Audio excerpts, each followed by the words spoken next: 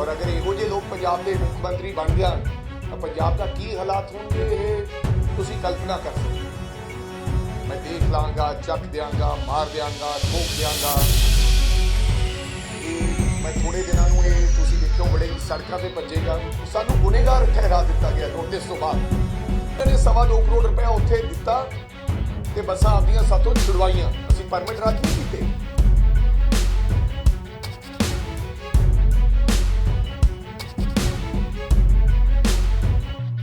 Transport मंत्री अमरिंदर सिंह राजा वड़िंग दे वल्लों orbit दीआं बसां जब्त कीतीआं गईआं, पर उस तो बाद पंजाब हरियाणा हाई कोर्ट तो हुक्म जारी होए कि इन्हां नूं 1 घंटे दे विच छड्ड दित्ता जावे, परमिट दित्ता जावे चलाण वास्ते।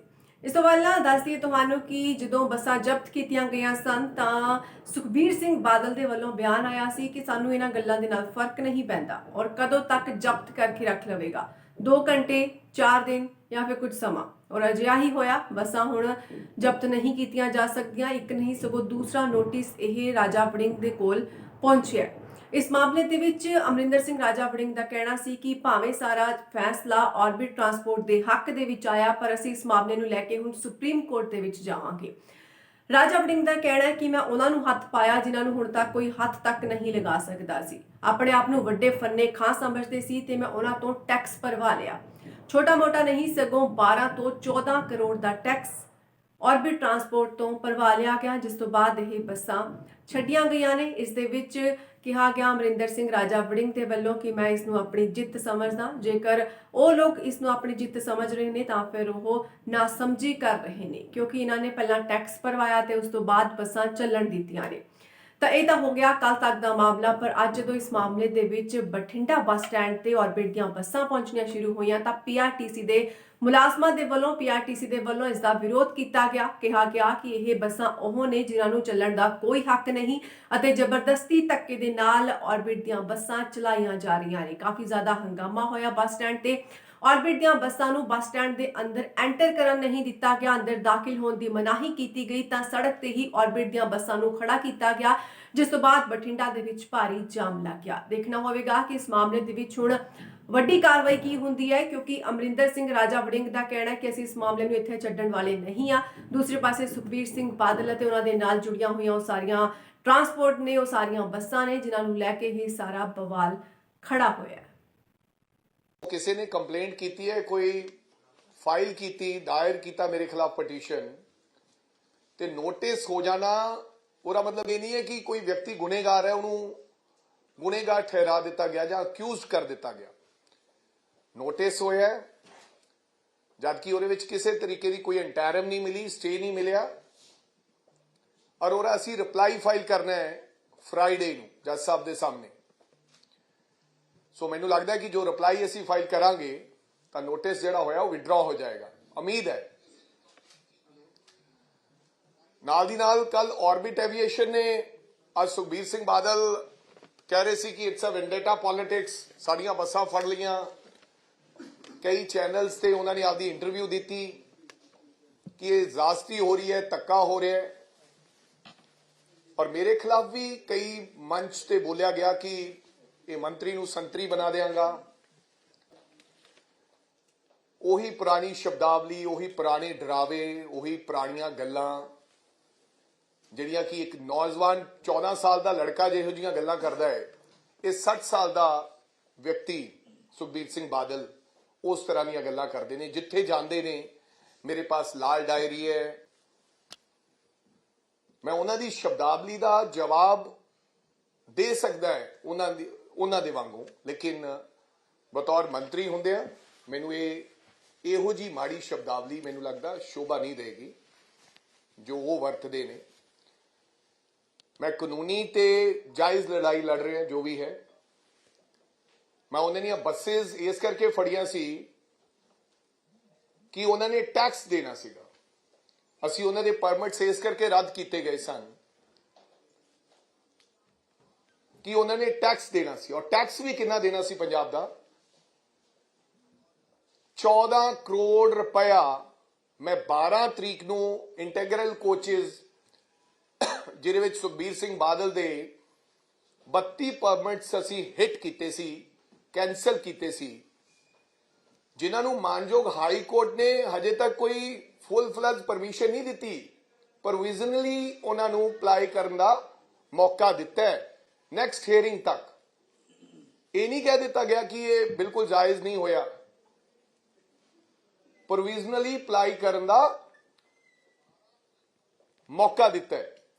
ਔਰ ਜਿਹੜੇ ਮੈਂ ਉਹ ਪਰਮਿਟਸ ਉਹਨਾਂ ਦੇ ਰੱਦ ਕੀਤੇ ਸੀ, ਉਹਨਾਂ ਨੇ 14 ਕਰੋੜ ਰੁਪਇਆ ਪੰਜਾਬ ਸਰਕਾਰ ਦਾ ਦੇਣਾ ਸੀ, ਇਸ ਕਰਕੇ ਉਹ ਪਰਮਿਟਸ ਰੱਦ ਕੀਤੇ ਗਏ। ਔਰ 12 ਤਰੀਕ ਨੂੰ ਅਸੀਂ ਪਰਮਿਟਸ ਰੱਦ ਕੀਤੇ ਗਏ ਤੇ ਉਹਨਾਂ ਨੇ ਫਿਰ 13 ਨੂੰ 14 ਨੂੰ ਤੇ ਅੰਤਿਮ 15 ਤੱਕ ਉਹਨਾਂ ਨੇ ਸਾਰੇ ਦੇ ਸਾਰੇ ਪੈਸੇ ਭਰਾ ਦਿੱਤੇ ਗਏ। ਸੋ ਇਸ ਕਰਕੇ ਉਹ ਲੋਕ ਕੋਰਟ 'ਚ ਗਏ। ਪਰ ਜਿਹੜੇ ਅਸੀਂ ਪਰਮਿਟਸ ਰੱਦ ਕੀਤੇ ਆ, ਮੋਟਰ ਵਹੀਕਲ ਐਕਟ ਦੇ ਵਿੱਚ ਪ੍ਰੋਵੀਜ਼ਨ ਹੈਗੀ ਹੈ 103 ਦੇ ਅੰਦਰ, ਅਗਰ ਕੋਈ ਟੈਕਸ ਡਿਫਾਲਟਰ ਹੈਗਾ ਤਾਂ ਅਸੀਂ ਉਹਦੇ ਪਰਮਿਟਸ ਰੱਦ ਕਰ ਸਕਦੇ ਹਾਂ।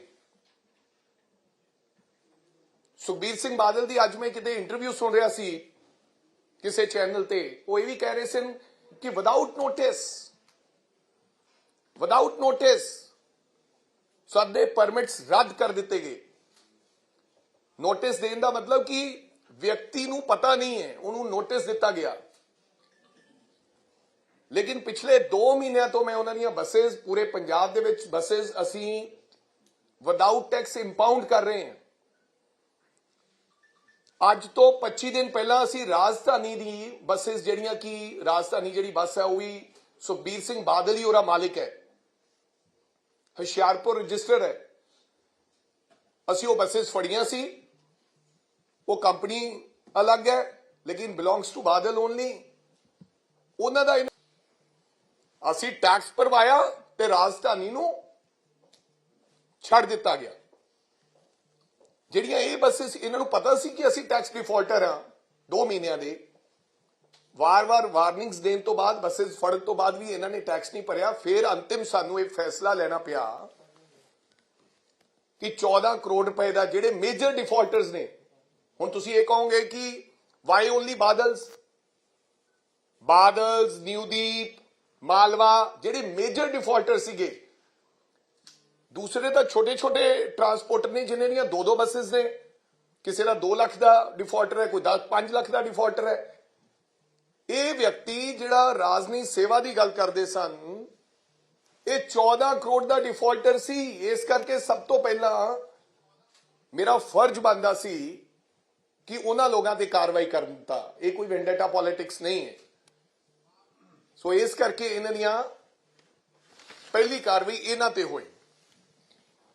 ਸੋ ਦੂਸਰੀ, ਅੱਜ ਇੱਕ ਬਹੁਤ ਵੱਡੀ ਮਹੱਤਵਪੂਰਨ, ਜਿਹੜਾ ਮੈਂ ਸਮਝਦਾ ਕਿ ਸਾਡੇ ਵਾਸਤੇ ਬੜਾ, ਔਰ ਪੰਜਾਬ ਦੀ ਜਨਤਾ ਵਾਸਤੇ, ਪੰਜਾਬ ਦੇ ਲੋਕਾਂ ਵਾਸਤੇ, ਹਮੇਸ਼ਾ ਜਿਹੜੀਆਂ ਆਪੋਜੀਸ਼ਨਸ ਪਾਰਟੀਆਂ ਉਹ ਵੀ ਸਾਡੇ ਤੇ ਸਵਾਲ ਚੁੱਕਦੀਆਂ ਰਹੀਆਂ ਕਿ ਤੁਸੀਂ ਜਸਟਿਸ ਸੂਰਿਆਕਾਂਤ ਦੇ ਫੈਸਲੇ ਦਾ ਕੀ ਕੀਤਾ,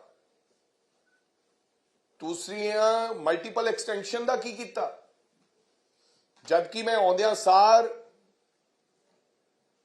ਸਪੀਕਿੰਗ ਆਰਡਰ ਪਾਸ ਕਰਕੇ ਅਸੀਂ ਉਹ ਮਲਟੀਪਲ ਐਕਸਟੈਂਸ਼ਨਸ ਰੱਦ ਕਰ ਦਿੱਤੀਆਂ ਗਈਆਂ ਸਨ। ਉਹ 1 ਲੱਖ ਕਿਲੋਮੀਟਰ ਹੈ, 1 ਲੱਖ ਕਿਲੋਮੀਟਰ ਮਲਟੀਪਲ ਐਕਸਟੈਂਸ਼ਨਸ, ਜਿਹਦੀ ਵਾਰ-ਵਾਰ ਗੱਲ ਪੰਜਾਬ ਦੀ ਵਿਧਾਨ ਸਭਾ 'ਚ ਉੱਠੀ, ਉਹ ਅਸੀਂ ਮੁਕੰਮਲ ਤੌਰ ਤੇ ਰੱਦ ਕਰਤੀ ਸੀ। ਰੱਦ ਕਰਨ ਤੋਂ ਬਾਅਦ ਇਹ ਲੋਕ ਹਾਈ ਕੋਰਟ ਦੇ ਵਿੱਚ, ਕੁਝ ਲੋਕ ਗਏ, ਹਾਈ ਕੋਰਟ ਨੇ ਕਿਹਾ ਕਿ ਤੁਸੀਂ ਸਟੈਟ ਦੇ ਵਿੱਚ, ਟ੍ਰਿਬਿਊਨਲ ਦੇ ਵਿੱਚ ਜਾਓ।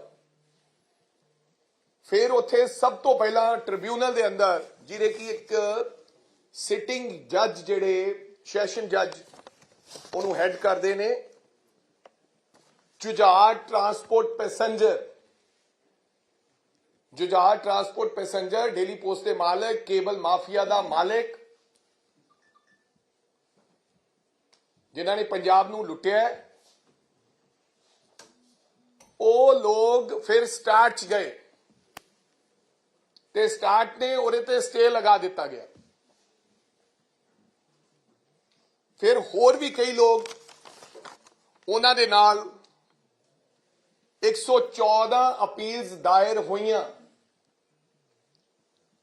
ਸਟੈਟ ਦੇ ਵਿੱਚ, ਕਿਉਂਕਿ ਜਿਹੜੇ ਸਾਡਾ ਟੋਟਲ ਸੀਗਾ ਇਹ 806 ਪਰਮਿਟ ਸੀਗੇ ਜਿਹੜੇ ਅਸੀਂ ਰੱਦ ਕੀਤੇ ਤੇ 682 ਆਰਡਰ ਅਸੀਂ ਇਹਨਾਂ ਦੇ ਕੀਤੇ ਸੀ ਇਹਨਾਂ ਦੇ ਖਿਲਾਫ, 806 ਪਰਮਿਟਸ ਦੇ ਖਿਲਾਫ। ਤੇ ਇਹਨਾਂ ਦੇ ਵਿੱਚੋਂ 114 ਕੰਪਨੀਆਂ ਜਿਹੜੀਆਂ ਸੀ ਉਹ ਸਟੈਟ ਦੇ ਵਿੱਚ ਗਈਆਂ, ਜਿਹਦੇ ਵਿੱਚ ਲੀਡ ਕੇਸ ਸੀਗਾ ਜੁਝਾਰ ਟਰਾਂਸਪੋਰਟ ਪੈਸੇਂਜਰ, ਜਿਹਨੂੰ ਸਟੇ ਕੀਤਾ ਗਿਆ। ਜੇ ਇੱਕ ਸਟੇ ਹੋਇਆ ਤਾਂ ਫਿਰ ਆਟੋਮੈਟਿਕਲੀ ਦੂਸਰੀਆਂ ਵੀ ਸਟੇ ਹੁੰਦੀਆਂ ਗਈਆਂ। ਫਿਰ ਅਸੀਂ ਦੁਬਾਰਾ ਫਿਰ ਅਸੀਂ ਮਾਨਯੋਗ ਹਾਈ ਕੋਰਟ ਦਾ ਦਰਵਾਜ਼ਾ ਖਟਖਟਾਇਆ ਤੇ ਅਸੀਂ ਕਿਹਾ ਕਿ ਇਹਦਾ ਫੈਸਲਾ ਜਲਦੀ ਹੋਣਾ ਚਾਹੀਦਾ, ਟਾਈਮ ਬਾਉਂਡ ਫੈਸਲਾ ਹੋਣਾ ਚਾਹੀਦਾ ਹੈ। ਤੇ ਜਸਟਿਸ ਖੇਤਰਪਾਲ ਜੀ ਨੇ ਆਰਡਰ ਕੀਤਾ ਕਿ 15 ਦਿਨਾਂ ਦੇ ਅੰਦਰ ਅੰਦਰ ਸਟੈਟ ਨੂੰ ਕਿਹਾ ਕਿ ਤੁਸੀਂ ਇਹਨੂੰ ਲੀਡ ਕੇਸ ਸਮਝ ਕੇ ਇਹਦਾ ਫੈਸਲਾ ਸੁਣਾਇਆ ਜਾਏਗਾ,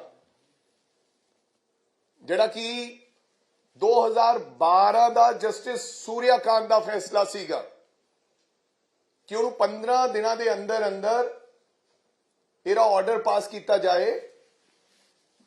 ਤੇ ਅੱਜ ਬੜੀ ਖੁਸ਼ੀ ਦਾ ਦਿਨ ਹੈ ਮੇਰੇ ਵਾਸਤੇ। ਜਿਹੜੇ ਰੋਜ਼ ਵੱਡੀਆਂ ਵੱਡੀਆਂ ਛਾਲਾਂ ਮਾਰਦੇ ਸੀ ਕਿ ਅਸੀਂ ਬੜੇ, ਸਾਨੂੰ ਨੋਟਿਸ ਹੋ ਗਿਆ ਹੈ, ਨੋਟਿਸ ਕਿਸੇ ਨੂੰ ਵੀ ਹੋ ਸਕਦਾ ਹੈ। ਨੋਟਿਸ ਕਿਸੇ ਨੇ ਅਗਰ ਕੋਈ ਝੂਠੀ ਗੱਲ ਮਾਨਯੋਗ ਅਦਾਲਤ ਦੇ ਸਾਹਮਣੇ ਉਹਨੂੰ ਚੰਗੇ ਤਰੀਕੇ ਨਾਲ ਪੇਸ਼ ਕਰ ਦਿੱਤਾ ਗਿਆ ਹੋਵੇ ਤੇ ਮਾਨਯੋਗ ਅਦਾਲਤ ਨੇ ਉਹਦਾ ਰਿਪਲਾਈ ਮੰਗ ਲਿਆ ਹੋਵੇ, ਇਹਦਾ ਮਤਲਬ ਇਹ ਨਹੀਂ ਹੈ ਕਿ ਉਹ ਮਾਨਯੋਗ ਅਦਾਲਤ ਦੇ, ਪੰਜਾਬ ਦੀ ਜਨਤਾ ਵਿਚਾਰੀ ਇਹ ਸੋਚਦੀ ਹੈ ਕਿ ਨੋਟਿਸ ਮੀਨਸ ਕਿ ਰਾਜਾ ਵੜਿੰਗ ਗਲਤ ਸੀਗਾ, ਟਰਾਂਸਪੋਰਟ ਮਹਿਕਮਾ ਗਲਤ ਸੀਗਾ। ਨਹੀਂ, ਨੋਟਿਸ ਮੀਨਸ ਕਿ ਕਿਸੇ ਨੇ ਤੁਹਾਡੀ ਸ਼ਿਕਾਇਤ ਕੀਤੀ ਹੈ ਝੂਠੀ ਜਾਂ ਜੋ ਵੀ ਸੱਚੀ, ਉਹਦਾ ਰਿਪਲਾਈ ਕਰਾਂਗੇ ਤੇ ਮਾਨਯੋਗ ਅਦਾਲਤ ਨੇ ਦੇਖਣਾ ਹੈ ਕਿ ਇਹ ਸੱਚ ਹੈ ਕਿ ਝੂਠ ਹੈ। ਉਸ ਤੋਂ ਬਾਅਦ ਕੋਈ ਗੱਲ ਹੋਣੀ ਹੈ। ਤੇ ਅੱਜ ਜਦੋਂ ਫੈਸਲਾ ਸੁਣਾਇਆ ਗਿਆ ਤੇ ਸਟੈਟ ਦਾ ਫੈਸਲਾ ਜੁਝਾਰ ਟਰਾਂਸਪੋਰਟ ਪੈਸੇਂਜਰ ਦੇ ਖਿਲਾਫ ਆ ਗਿਆ, ਉਹਨਾਂ ਦੀ ਅਪੀਲ ਡਿਸਮਿਸ ਕਰਤੀ। ਜਾਨੀ ਕਿ ਸਟੈਟ ਦੇ ਵਿੱਚ ਜਿਹੜਾ ਫੈਸਲਾ ਆਇਆ ਹੈ ਉਹ ਸਰਕਾਰ ਦੇ ਹੱਕ ਵਿੱਚ ਆਇਆ ਹੈ।